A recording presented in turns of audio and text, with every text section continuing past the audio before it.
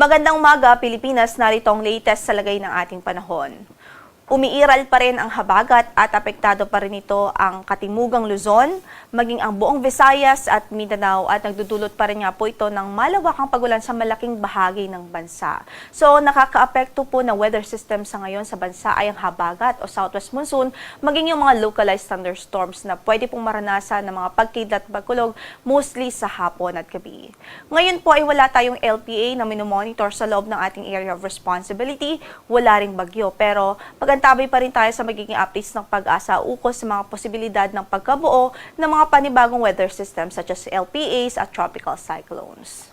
Samantala, para sa magiging pagtayo ng ating panahon sa araw na ito, patuloy pa rin magiging maulap ang papawirin at mataas po yung tsansa ng mga pag-ulan dito sa Metro Manila, sa Pangasinan, sa buong Central Luzon at mataas pa rin ang tsansa ng pag-ulan sa maghapon sa Mimaropa Region, sa Calabarzon, maging sa Bicol Region. Kaya sa mga nabanggit nating lugar, patuloy nating paalala sa ating mga kababayan, saan man ang lakad natin sa araw na ito, huwag ho kalimutang magdala ng mga pananggalang sa ulan at maging alerto na rin ho sa mga posibilidad ng mga pagbaha. Lalo na po yung mga ilang lugar na ilang araw na rin hong nakakaranas ng mga pag-ulan. Samantala sa natitirang bahagi ng ng Luzon, dito po sa Ilocos Region, Cordillera Administrative Region, sa Cagayan Valley, so sa natitirang bahagi ng Ilocos Region maliban sa Pangasinan, ay makaranas po ng bahagyang maulap hanggang sa maulap na papawirin at meron pa rin pong tsansa ng mga localized thunderstorms any time of the day.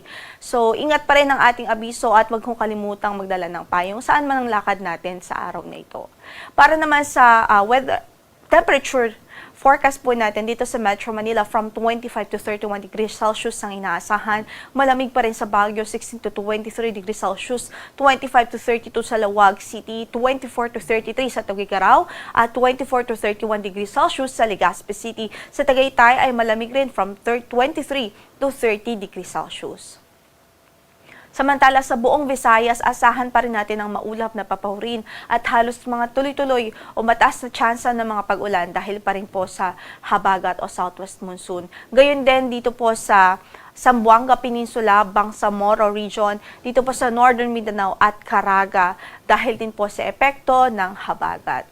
Para naman sa pagtayo ng ating temperatura sa Cebu from 25 to 31 degrees Celsius, gayon din ho sa Iloilo City.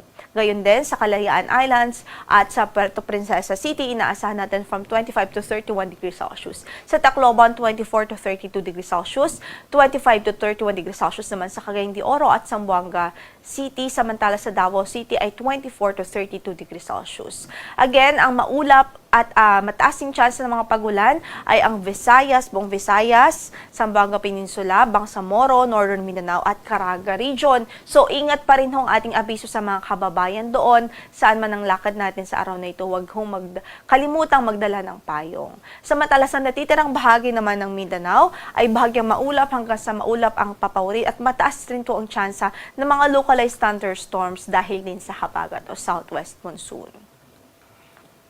Ngayon po ay wala rin po tayong gale warning na nakataas sa namang bahagi ng ating mga baybaying dagat. Ingat pa rin po sa ating mga mandaragat, especially yung mga gumagamit ho ng maliliit na sasakyang pandagat. At ang sunrise natin for today is 5:42 in the morning at lulubog ang araw mamaya sa ganap na alas 6:19 ng gabi.